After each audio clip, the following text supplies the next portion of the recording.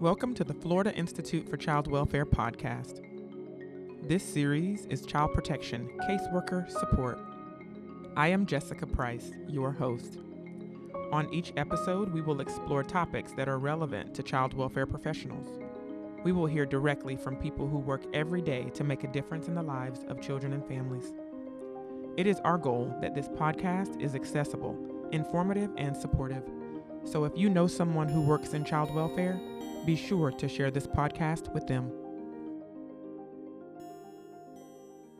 Today on the Florida Institute for Child Welfare podcast, we are discussing family engagement through motivational interviewing, also known as MI. On this episode, we will discuss how child welfare workers can use motivational interviewing to bring about positive change with the families on their caseload. Our guests today are Dr. Therese Kemper and Nisha Little. Dr. Kemper is a clinical psychologist over at FSU, and she specializes in motivational interviewing. Nisha Little is the operations manager for the Department of Children and Families here in Tallahassee. Let's get started. So again, thank you both for being here. So to our listeners, we're going to talk about a very interesting topic today. How do you engage a family toward positive change? And in this field, there is some levels of mistrust, levels of fear, and we were going to talk about that today and how do we really move a family toward, again, positive change and just strengthening that family. So can we start with Dr. Kemper? Motivational interviewing is the buzz term, I feel like, over the last decade. Maybe I've been hearing about it a lot. Can you define it for us and tell us a little bit about what it is? Sure. Put very simply, MI is a goal-oriented, collaborative conversation about change. It is most useful when people are ambivalent. That is, they want to change, they have reasons to change, and simultaneously, they don't want to change, and change is difficult, and they see reasons not to change. So it's interesting that you say it's kind of a hotbed issue and it's very popular. It is not something that is always needed, that is always useful. It's not for everybody all the time. And so it's really important to keep in mind that it really does have a specific purpose for having conversations about change when people are ambivalent. Nisha, is MI something that's used by your PIs and your case managers? Yes, we utilize it throughout our entire system of care.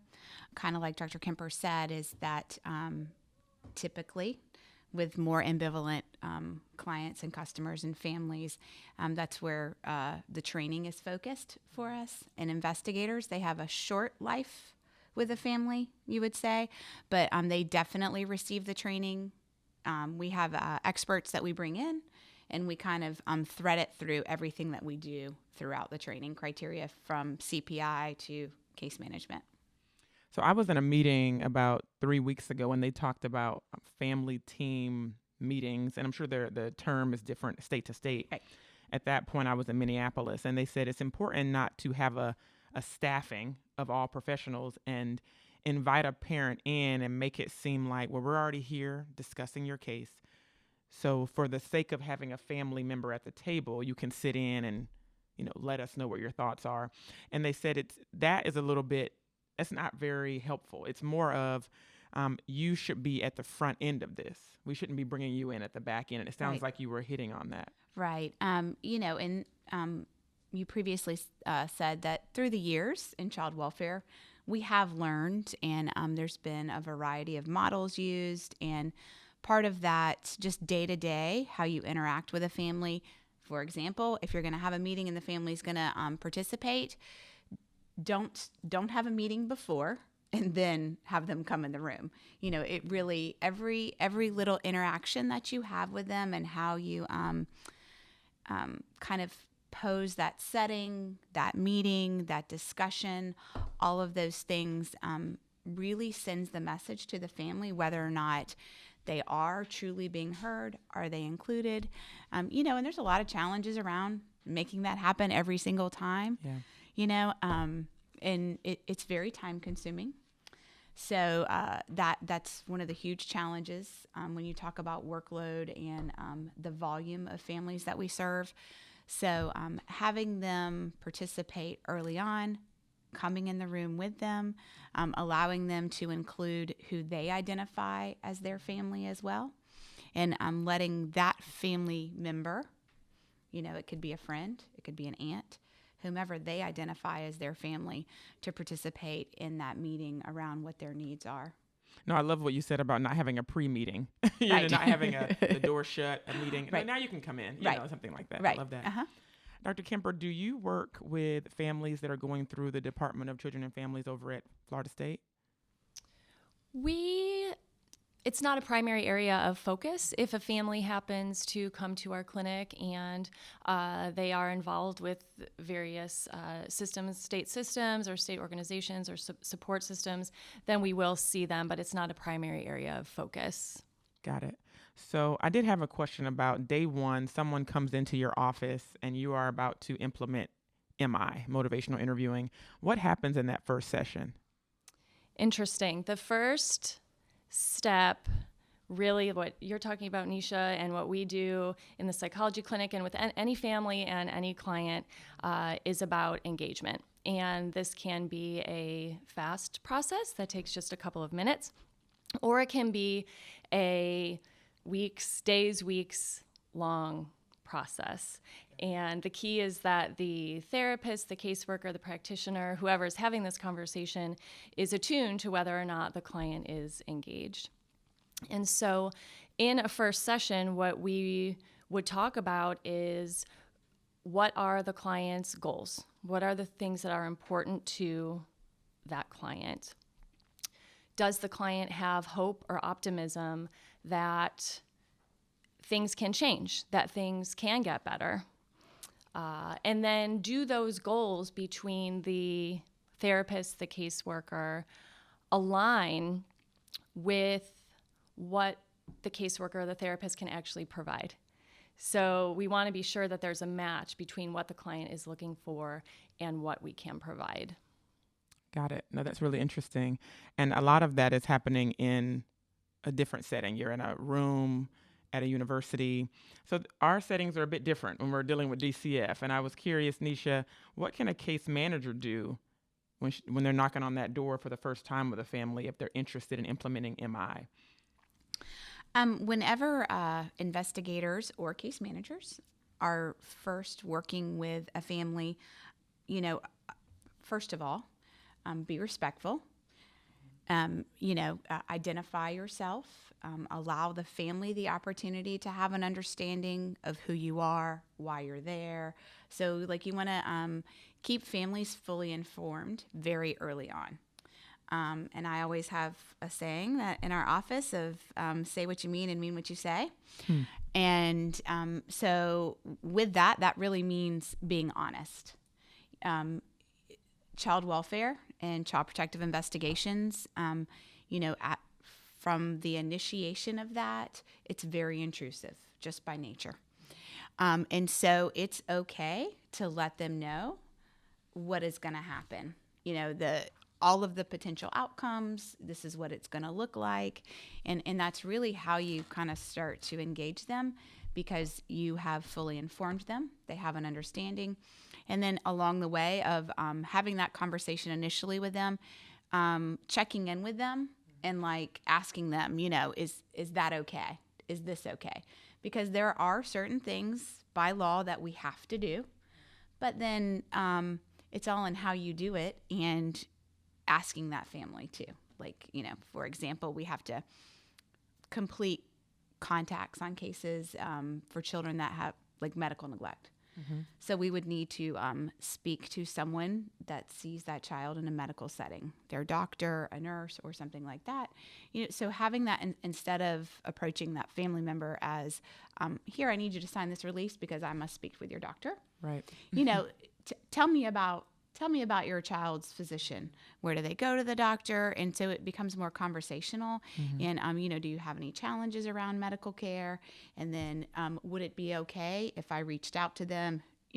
So giving them the opportunity first to be a part of it.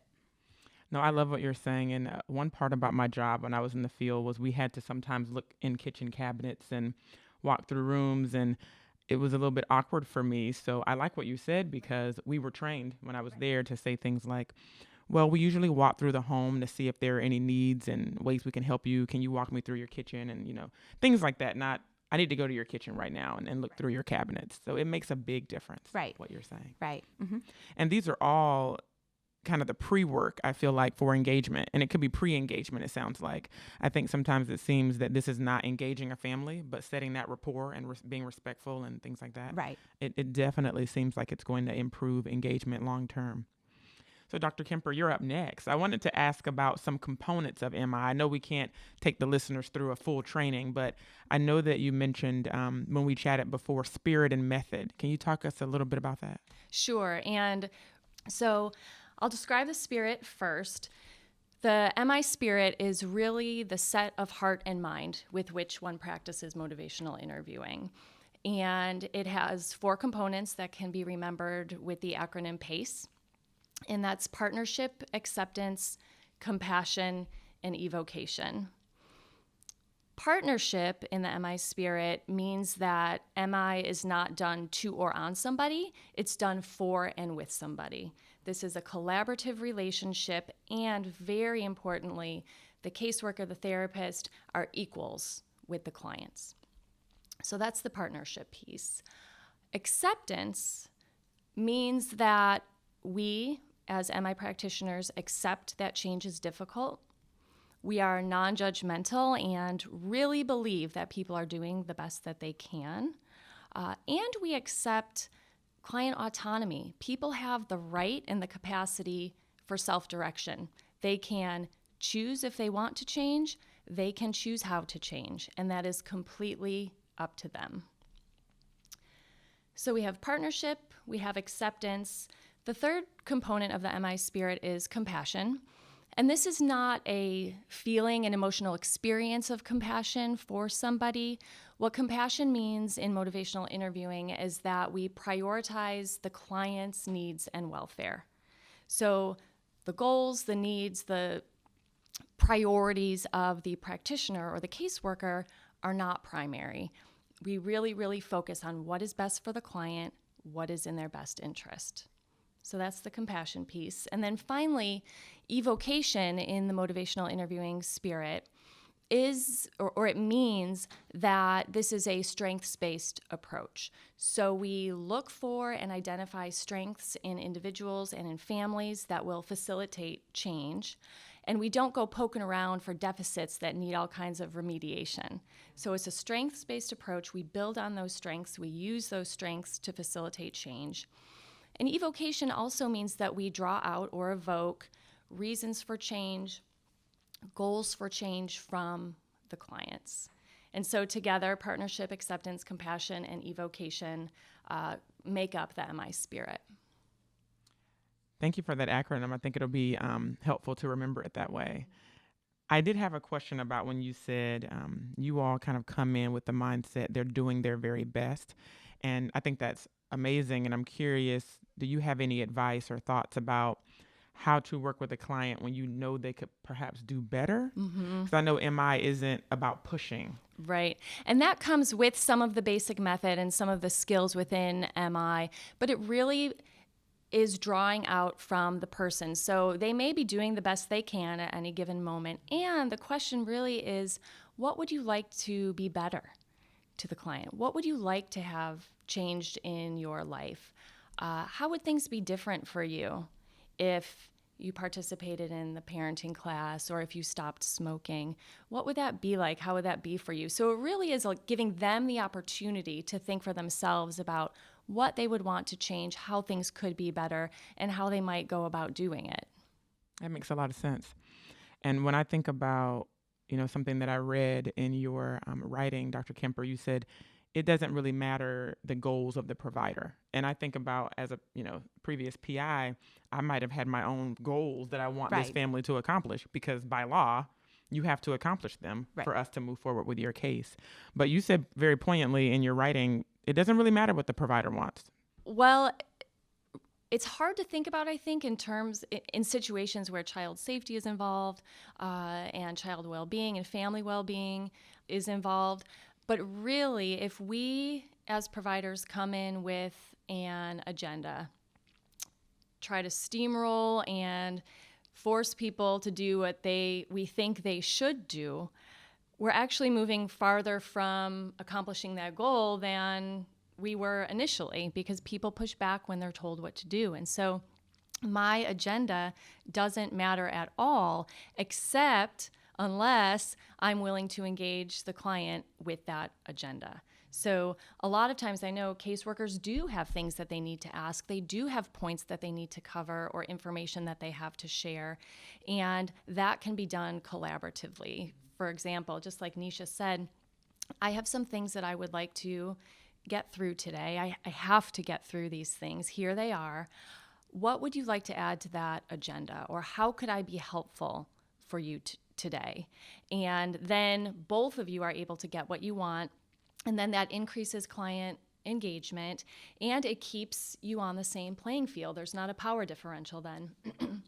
Then the practitioner and the client have equal say in what's going on, and they can work together to meet those goals.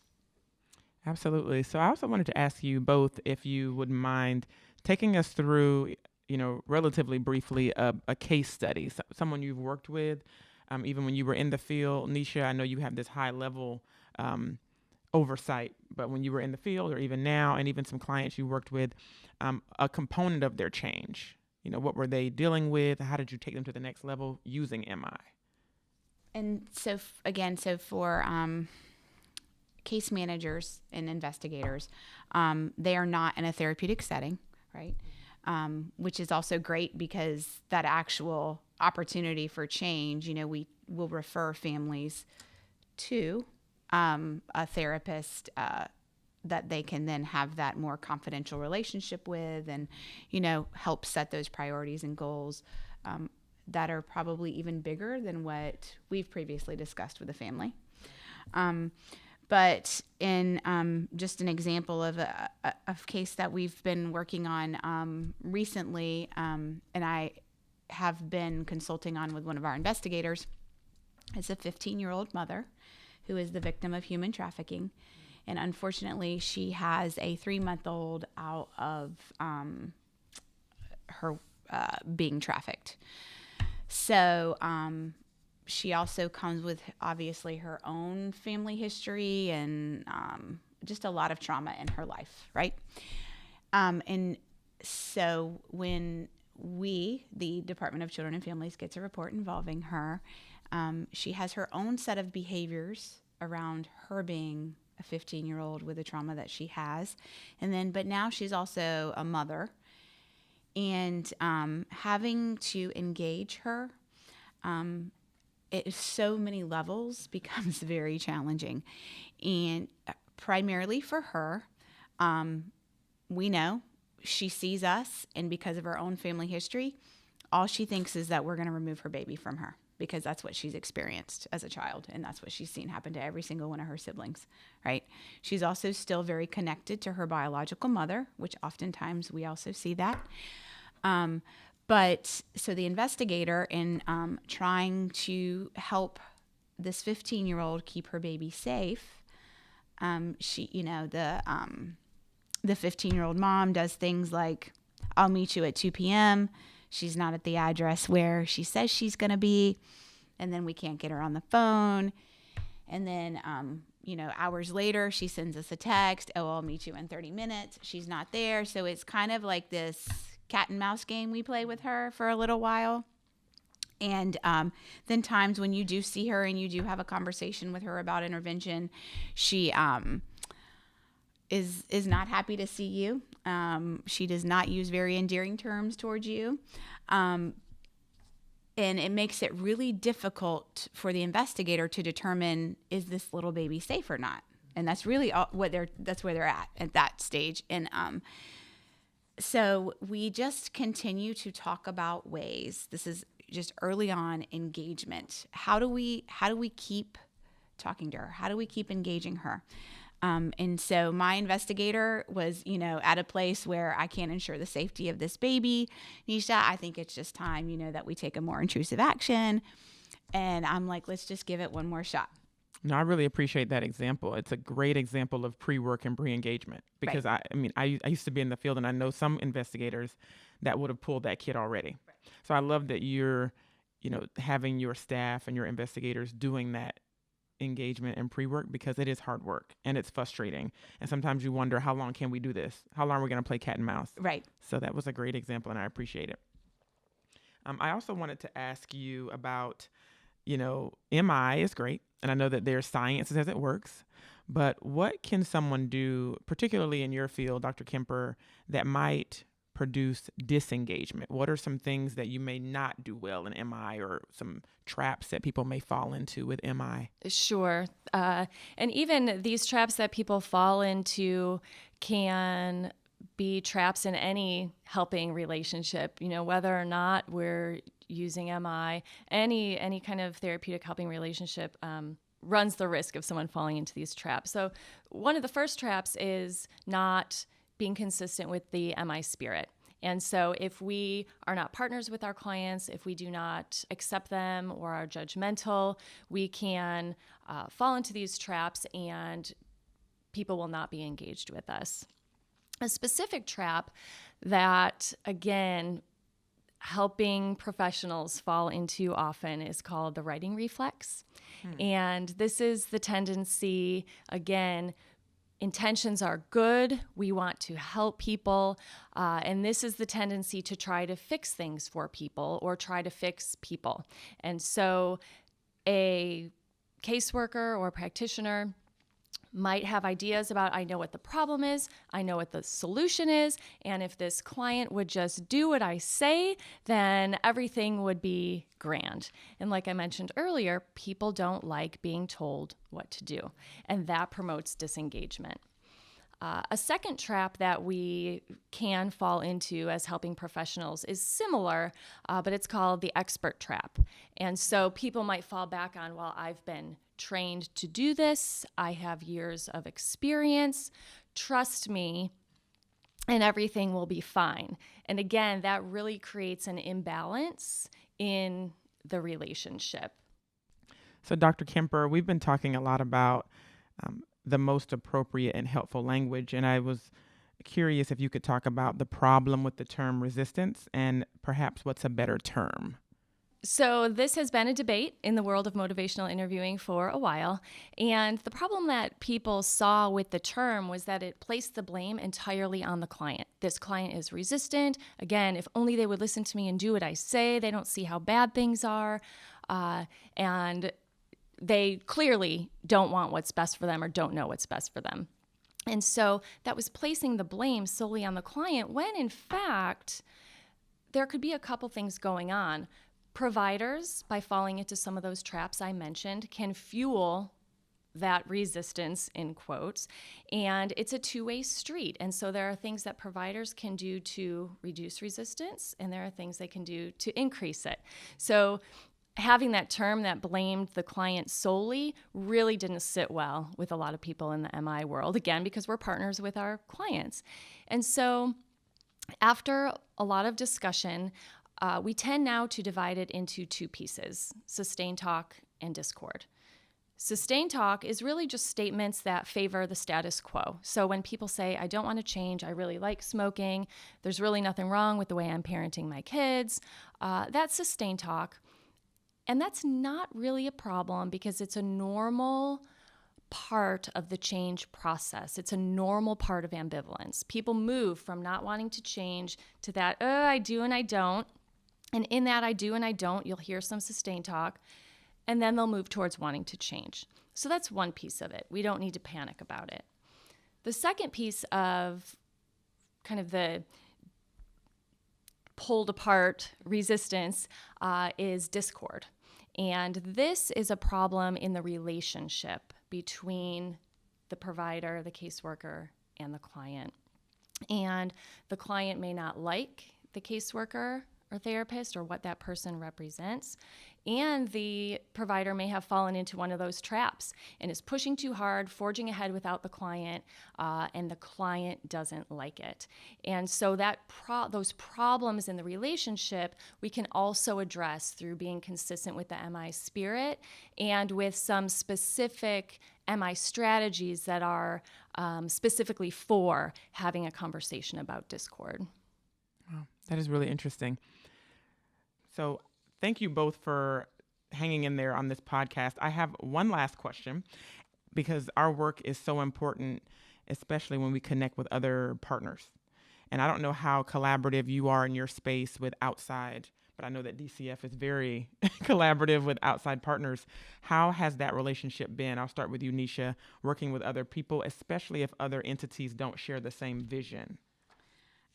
Through the years of our transitions in child welfare, and obviously all works with families, every organization has strived for improvements and better outcomes, and as we learn more, we have started to become more inclusive of families and providers.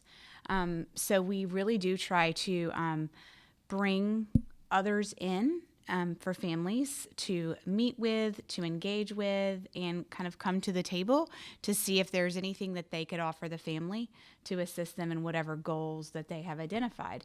So some of the challenges when we started doing that is that not all agencies have the same visions and values, and that is not always a bad thing. For example, domestic violence programs, right? They are very victim central, and so they should be. And initially, we have a program where we have victims advocates co-located with our child protective investigators now. And that was one of the ways for us as two organizations with two different visions and values to come together to work collaboratively. And it's okay to say, I have a different vision and I have a different value, but here is how I can help. Thank you. That was an excellent example of how you kind of overcame that with the co-location. And we have another podcast about IPV and child welfare and how those worlds merge. Right. Sometimes seamlessly, sometimes not. So thank you for that example. Thank you again to our guests. Such a great discussion about how to engage and effectively bring about change with the families we work with. If you are a child welfare professional, I end every podcast with a thank you. We appreciate your commitment to this work, and we hope the podcast was helpful. To learn more about the Florida Institute for Child Welfare and to read more about our guests, please visit www.ficw.fsu.edu. In addition, there are resources and information about motivational interviewing on our website. I want to acknowledge Aaron Kuja, our podcast engineer, and Mariana Tutwiler, the producer of this series. Until next time, I am Jessica Price, and we are strengthening child protection by providing caseworker support.